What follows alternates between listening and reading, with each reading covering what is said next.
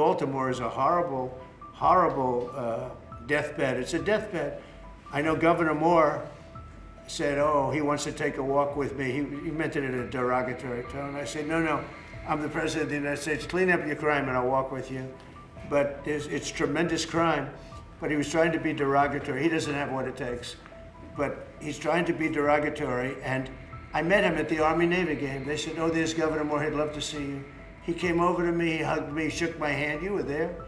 He said, sir, you're the greatest president of my lifetime. I said, but it's really nice that you say that. I'd love you to say it publicly, but I don't think you can do that, so it's okay. But no, sir, you're doing a fantastic job. I want to just shake your hand. Thank you very much, Governor. That was it. And then every time I see him on television, he's knocking the hell out of me. So, but that's all right. That's called politics. But Governor Moore's he's doing a bad job. U.S. President Donald Trump has escalated tensions by threatening to deploy troops to Baltimore after Governor Wes Moore invited him for a public safety walk through the city's neighborhoods.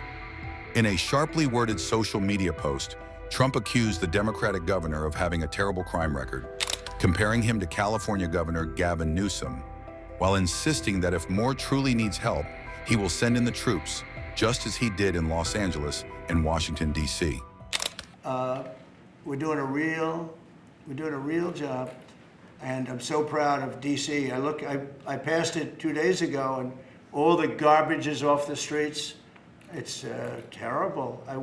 I came in a month and a half ago. I'm driving down, and I see garbage all over the place. The streets were a pigsty.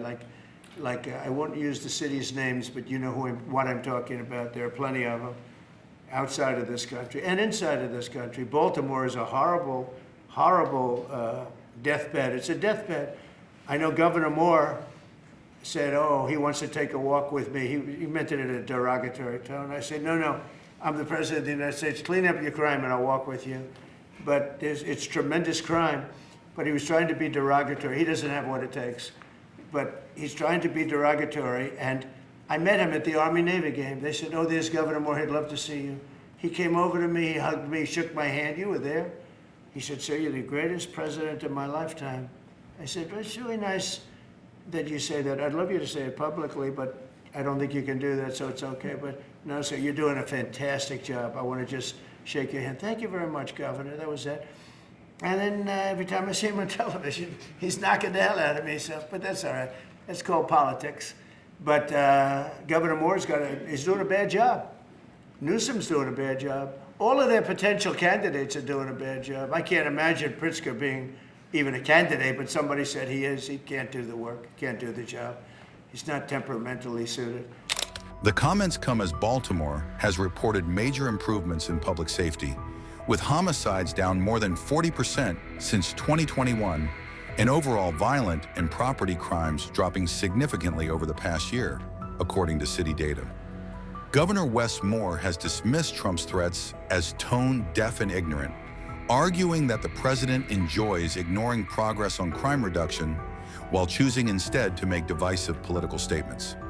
So I just want to thank you all for being here. Do you have some questions? Mr. President, is the Pentagon, and maybe the Secretary of Defense can weigh into, is the Pentagon preparing for military deployment to Chicago? And with what you said there, are you waiting for the governor We're ready to go anywhere. We have a you, full complement of great human beings. We're full. You know, our military is full. We were way empty 1 year ago. Now we're full. So we can go anywhere on less than 24 hours notice. Are you waiting for the governor? And we're doing a lot to interdict to stop drugs from coming in too. We have ships out on sea. You know, we have nobody coming through our border anymore. Nobody. Doesn't that feel good to know that you don't have prisoners coming in and, you know, killers, murderers? We had 11,888 murderers come in, led in by the Biden administration. Many of them have been captured, but we still have a couple of thousand that are out there. Some of them, 50% of them killed more than one person, okay? But a lot of them have been captured. What they've done to our country, these people that circle this moron that we had behind this desk, what they've done to our country is unthinkable. It's unthinkable. I mean, if you think so much of our time is devoted to correcting a problem that all they had to do is say, close the borders. Remember when he said, Well, I have no power to close the border. I have to go back and get an act from Congress. I didn't get an act from Congress. I came in, I said, close the borders. And Tom Homan, who's not here, has been fantastic, Christy, right? Yes. Tom Homan is great. He's a fantastic man and respected by everybody. But I said, Tom, close the borders. Christy, close the borders. The borders were closed. We didn't go to Congress and get permission. We just closed the borders. And in the last 3 months, hard to believe this one too, in the last 3 months, we've had 0 people come into our country illegally through the southern border. Nobody would have said that's possible. Yeah, please. Thank you, Mr. President. Today, MS-13 gangbanger and human trafficker Kilmar Abrego Garcia turned himself into ICE in Baltimore. Do you have any comment on this? And why are the Democrats so emotionally attached to this man who beats his wife and is part of a terrorist organization? Because they think he's going to be good for votes, and I think he's very bad for votes. These people are deranged. He's not good for votes. He beat the hell out of his wife. His wife is afraid to even talk about him. She's been mauled by this animal.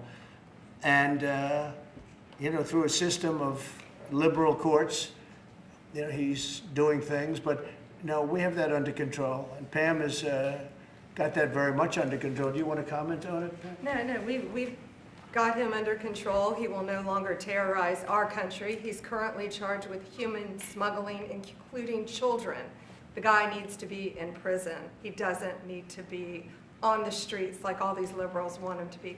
And as part of this operation here in DC, we've also taken off MS-13 members. We've taken, I think just last night, we got a TDA guy off our streets right here, right around from where we all work. Another TDA member gone because of this project. So we're going to keep America safe from all of these foreign terrorist organizations, including Abrego Garcia. Okay. Mr. President, President, If we could get your reaction, sir. The Israelis bombed a hospital in Gaza, killed 20 people, including 5 journalists. when did this happen? This happened overnight, today. I didn't know that. Any reaction to this? or Well, I'm any not talk happy with about it. Congress? I don't want to see it. At the same time, we have to end that whole nightmare. I'm the one that got the hostages out. I got them out, all of them. Steve Witkoff has been amazing. He's done a great job. But I'm the one that got them all out through my people and through me. And now we're left with probably a little bit less than 20, because I think 1 or 2 are gone. And I said a long time ago, I'm going to get them out, but when we get down to that final 10 or 20, these people aren't going to release them because they're dead after they release them. So it's a nasty situation, very nasty, horrible thing. Mr. Yes. President, could you please elaborate on your post on South Korea? What were you referring to? Well, I heard that there were raids on churches over the last few days, very vicious raids on churches by the new government in South Korea, that they even went into our military base and got information. They probably shouldn't have done that, but I heard bad things. I don't know if it's true or not. I'll be finding out. As you know, your new president's coming in just a couple of hours, coming here. I look forward to meeting him. But we won't stand for that. We just won't stand for that. Sorry, Yes. Mr. So President, are you on the- prepared to order National Guard troops, though, into American cities if those governors don't request the federal deployment? I am, but I also think that, look, Chicago, everybody knows how bad it is. Everybody standing there knows. We know. You don't have to be doing any studies. They should be saying, please come in. Pritzker should be saying that. You know, I did a favor for Christy Whitmer, a good favor, I think, with the fish, the carp, the China carp. Did you ever hear of it? China carp.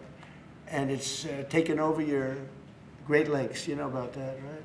Thanks to the incredible team here. You know, I want to echo something the president said, where you say there haven't been murders in a couple of weeks in D.C., and it doesn't sound good, but then you talk to local law enforcement, and I didn't realize that this town averaged 1 murder every other day for the last 20, 30 years, which means that in 2 short weeks, the president and the team have saved 6 or 7 lives, people who would have been killed on the streets of D.C., who are now living, breathing, spending time with their families, because the president had the willpower to say, no more. We're not going to give the streets of D.C. over to vagrants and robbers and murderers. And the last point I want to make, sir, to your point about we want people to welcome us, to ask us, because Look at Governor Pritzker in Illinois, or Governor Newsom in Los Angeles, or Governor Moore in Maryland.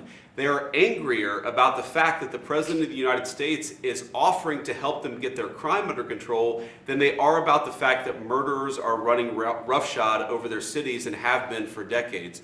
Why are Democrat governors angrier about federal law enforcement helping clean up their streets than they are about the fact that those streets need to be cleaned up to begin with? It shows a real sickness in the head. And I agree with the President of the United States. I think most Democrats, rank and file, nobody likes crime. Republicans don't like crime. Democrats don't like crime. Independents don't like crime. Why are Democratic governors doing everything in their power to make crime easier to do in their cities? It doesn't make an ounce of sense to me. But, Mr. President, I appreciate you being willing to help, and I hope these governors take you up on the offer, because we should clean up all of America's streets. It's the right of every American to live in safety and comfort in their community.